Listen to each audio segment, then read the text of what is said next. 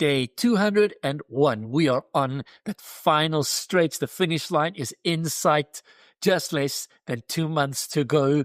Keep on keeping on. You are going to do this together. Read 260 chapters of the New Testament. We're almost there. Titus chapter 1.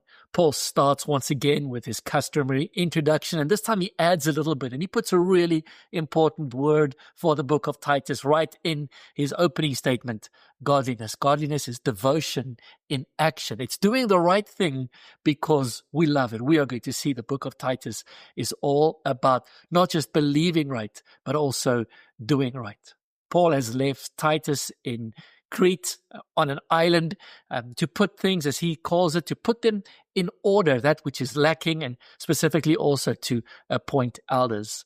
Paul mentions what elders should be, and he lists 3 sets of requirements. Firstly, in family life.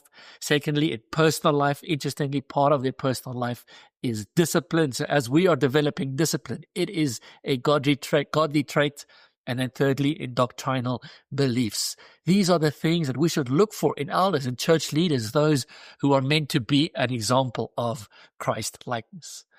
Their behavior is in clear contrast to the false teachers. And so once again, in Crete, we have false teachers, just as in many of the other places where Paul has written. We're not completely sure what these false teachers have been teaching, but we do know that what they have been sharing has been in one element tied up to a requirement to Jewish law, which Paul says, please don't fall into that trap. And then secondly, has to do with the behavior that flows out of that is not the same as that which Paul lists for elders. He contrasts the elders' behavior with the behavior and the lifestyle of these false teachers. I love the phrase where he says that to the pure, all things are pure. Paul stresses here the purity of our conscience, having our minds just undefiled before God. And if we have defiled minds already, allowing God to cleanse and purify our minds.